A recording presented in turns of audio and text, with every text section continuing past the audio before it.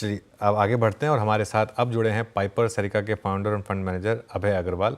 उनसे समझते हैं कि अब मार्केट में क्या करना है। अभय जी, गुड मॉर्निंग। शुरुआत तो करेंगे आईटी के साथ, क्योंकि इसने एक क्लियर कट लीडरशिप ले रखी है, और वो भी इस तरीके की लीडरशिप की किसी भी लेवल पर आपने आईटी स्टॉक्स खरीदे, छप्पर फाड़ कर पैसा बना यहाँ पर। यहाँ क्या व्यू होगा आपका?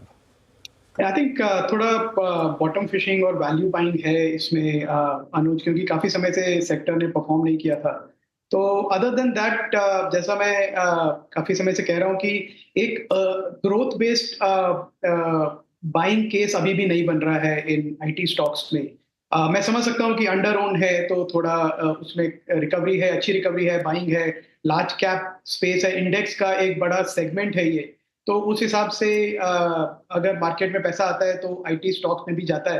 पर अभी भी जो क्वार्टरली अर्निंग्स आएंगी जनवरी में और जो कमेंट्री आएगी, उसमें ये देखना पड़ेगा कि 2 से 5% की जो ग्रोथ गाइडेंस है क्या वो बढ़ रही है, हायरिंग पे क्या एक्टिविटी है, क्योंकि जो अभी तक हमने देखा है एम्पेरिकली हायरिंग अभी भी स्ट्रांग नहीं है लार्ज कैप आईटी कंपनीज की। तो उस हिसाब से मैं थोड़ा डिफेंसिव व्यू है मेरा आईटी पे।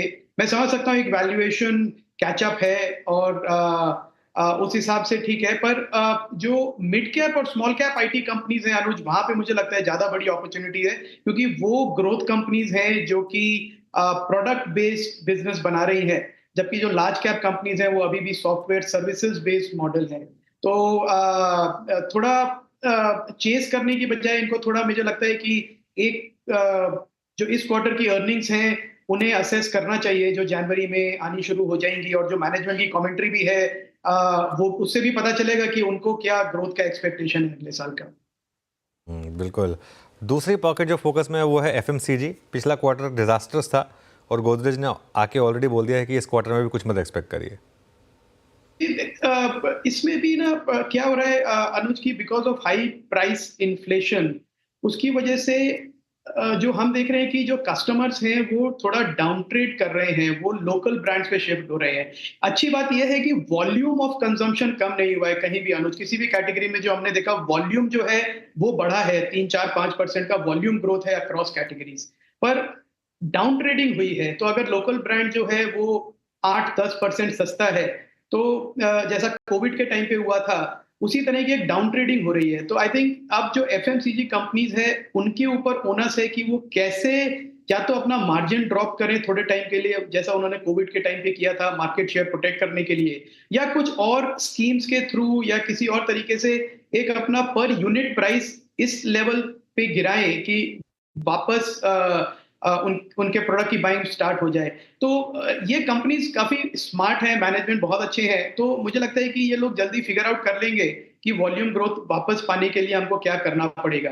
तो इस अनसर्टेनिटी में मुझे लगता है कि एक इन्वेस्टर्स के पास अच्छी अपॉर्चुनिटी है, जो लार्ज कैप एफएमसीजी कंपनीज हैं जो मिस आउट हो गई या किसी के पोर्टफोलियो में अंडरवेट हैं। मुझे लगता है कि ये करेक्शन इसी हिसाब से रहा तो एक अच्छी अपॉर्चुनिटी है लॉन्ग टर्म इन्वेस्टर्स के लिए ये लीडिंग एफएमसीजी कंपनीज को अपने पोर्टफोलियो में ऐड करने की। मौका शायद इन डिप्स पे फ़ायदा उठाने का। रुपये में जो लगातार वीकनेस परसिस्ट कर रही है, ऑफ कोर्स इसका सरोकार तो आईटी से रहता है, उसकी आप लोग चर्चा कर चुके हैं, लेकिन ये क्या कुछ चिंता बढ़ा सकता है? क्योंकि अब देखिए 84 86 के लेवल्स आ चुके हैं।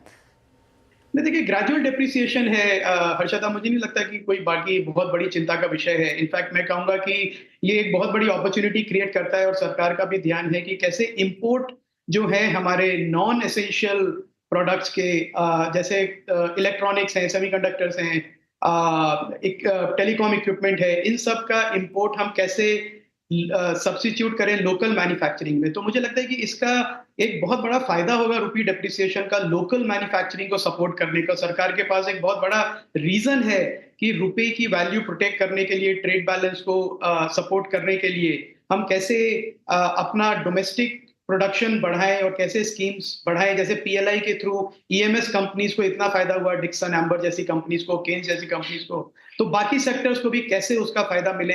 इनफैक्ट आज ही मैं पढ़ रहा था कि इलेक्ट्रॉनिक्स के लिए $3 बिलियन का सरकार सोच रही है सपोर्ट करने का, डोमेस्टिक मैन्युफैक्चरिंग का। तो रुपी डेप्रिसिएशन का एक इनडायरेक्ट एक फायदा बहुत है हर्षदा, जो मुझे लगता है जो मीडियम और लॉन्ग टर्म प्ले में प्ले आउट होगा और इन्वेस्टर्स को बहुत अच्छी अपॉर्चुनिटीज भी क्रिएट करेगा ऐसी कंपनीज को बैक करने का जो इंपोर्ट्स को सब्स्टिट्यूट कर रही है थ्रू डोमेस्टिक प्रोडक्शन और फिर उसको ही कैपेबिलिटी को एक्सपोर्ट के लिए भी यूज कर रही है।